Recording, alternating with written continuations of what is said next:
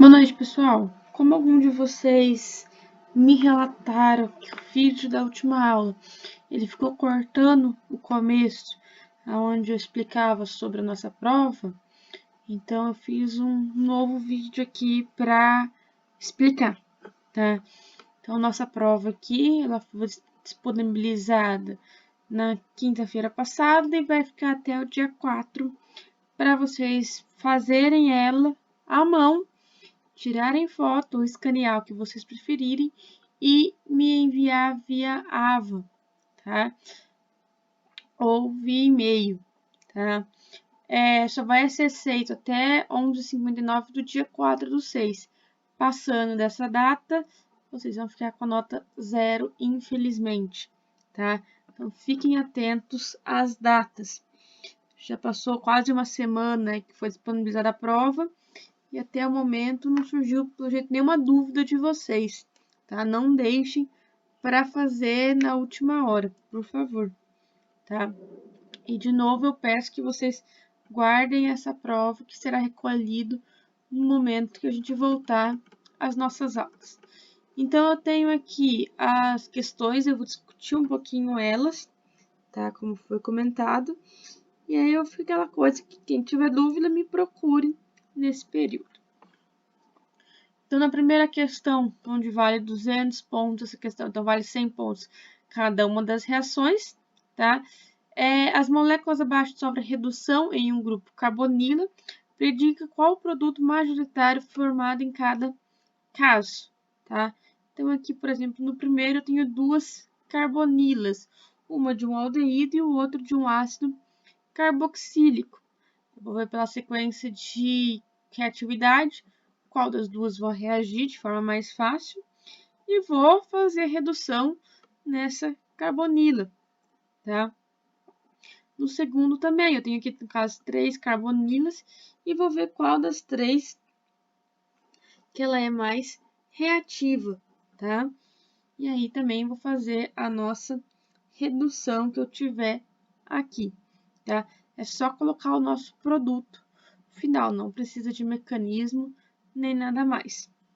Na nossa segunda questão, também com valor de 200 pontos, são duas moléculas, então 100 pontos para cada.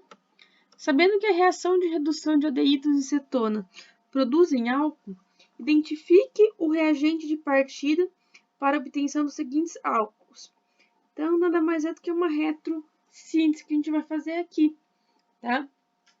São as nossas conversões de funções, tá? Mas eu quero saber o que vai ser obtido. Então, aqui eu já tenho o nosso álcool, tá? E quero saber a partir de qual cetona ou qual aldeído que eu vou ter esse álcool, tá? De novo, eu não preciso fazer mecanismo nessa molécula, eu vou simplesmente colocar o aldeído ou a cetona correspondente aqui na frente. Então, no lugar dos OH aqui, eu vou ter a nossa substituição pelo nosso aldeído ou a nossa cetona, tá? Acredito que seja bem tranquilo esses dois primeiros. Nossa terceira questão que nós temos, tá? Valor de 300 pontos, porque ela é um pouco mais complexa. Grupos funcionais ésteres reagem com o hidreto de bório e lítio, produzindo dois álcools primários. Com base nisso, foi dada a seguinte reação. Tem a reação aí embaixo, né? O que eu estou pedindo?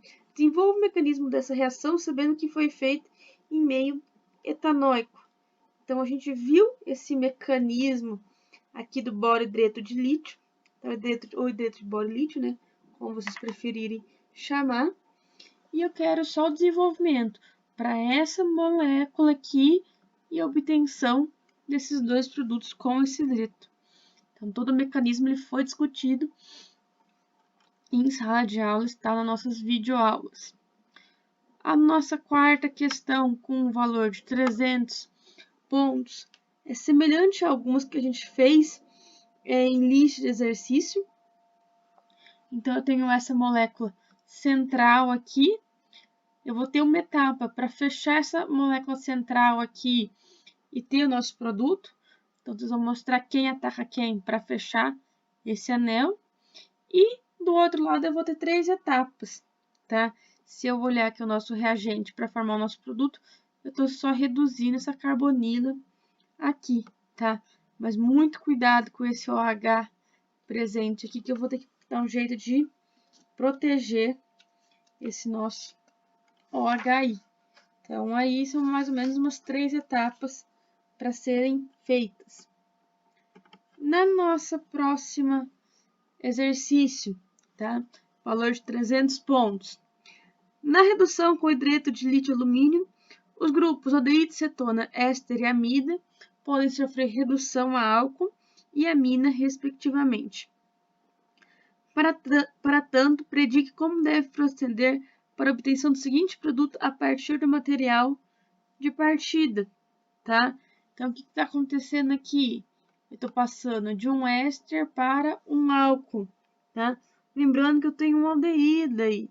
Então, você vai ter que ver quem que vai reagir, se é um aldeído ou éster, se eu tenho que proteger esse aldeído e tudo mais, tá? São mais ou menos 3 etapas para a realização dessa reação aqui, tá? Próxima questão aqui embaixo. Também são 3 etapas que nós temos, tá? Então, vale 300 pontos também. Como você converteria a molécula de partida nos 2 produtos de forma específica? Utilize de grupos protetores para melhor resultado. Então, no primeiro exercício aqui de cima, então eu tenho uma cetona transformando em álcool, tá? Lembrem da presença deste OH aqui, tá? Fiquem atentos a ele. E na de baixo, eu vou ter uma substituição, então eu vou trocar o OH pelo cloro, tá?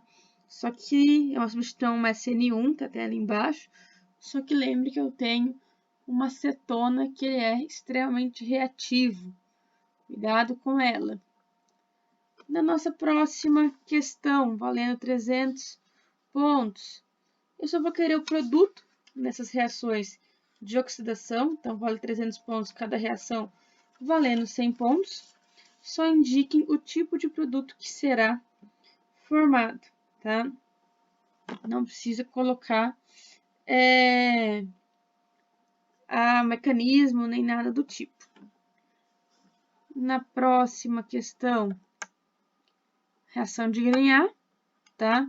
Então, eu tenho as carbonilas aqui que será reagir com os compostos de Grignard que tem aqui. Cuidado com essa de baixo, onde tem 2 equivalentes. Ela vai reagir 2 vezes, tá? Também valendo 200 pontos a questão.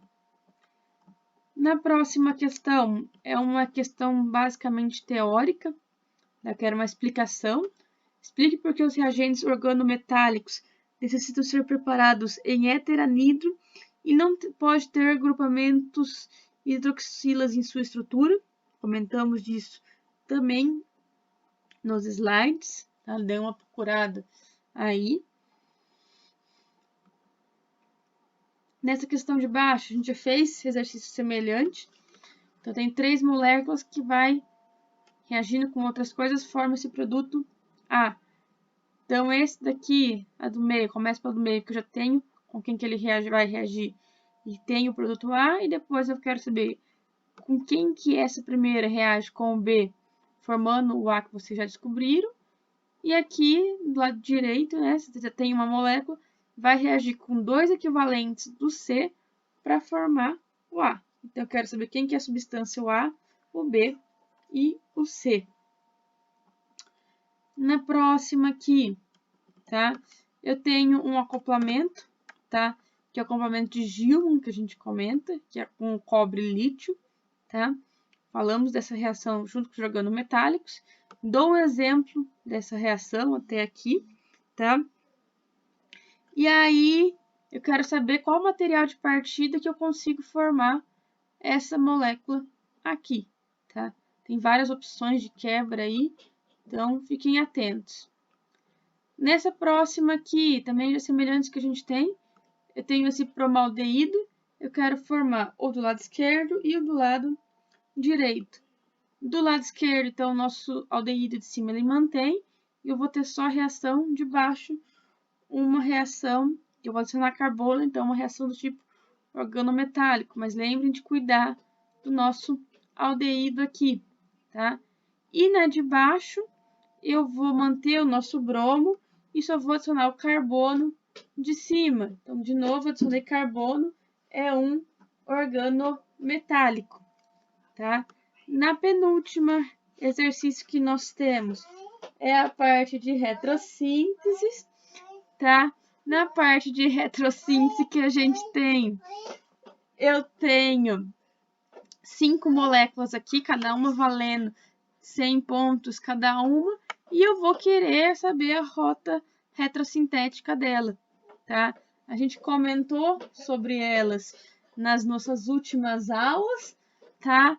E é só mostrar onde que vai quebrar e, se possível, o porquê que elas estão quebrando aí. Então, são 100 pontos para cada uma das moléculas. A gente falou de moléculas parecidas em todas elas.